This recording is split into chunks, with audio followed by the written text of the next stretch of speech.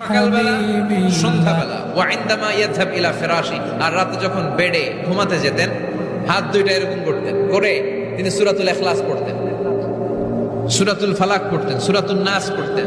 এই তিনটা সূরা পড়তেন। এই তিনটা সূরাকে একসাথে বলে তিন কুল। কি বলে? কুল আস-সালাসা। কারণ এই তিনটা সূরার শুরুতে কুল আছে না নাই? তিন কুল পড়ে বিশ্বনবী হাতের মধ্যে ফু দিতেন। ফু দিয়ে মাথা থেকে শুরু করে মুছতে মুছতে মুছতে মুছতে পা পর্যন্ত মুছতেন, হাত মুছতেন, সারা দেহের যতটুকু সম্ভব বিশ্বনবী সারা দেহের মধ্যে এই তিন কুল পড়া হাত দুইটা দিয়ে সারা দেহের মধ্যে বিশ্বনবী হাত বুলিয়ে দিতেন, মেসেজ করে দিতেন সুবহানাল্লাহ। সকালে, সন্ধ্যায়, আর রাতের বেলা বিছানায় গেলে। এটা protection from all the bad আইস। যত হিংসুক চক্ষু আছে, যত ভূত পেতনি আর শয়তানের অনিষ্ট আছে, সব থেকে আপনাকে রক্ষা করবে কে? এজন্য প্রতিদিন এগুলো পড়বেন।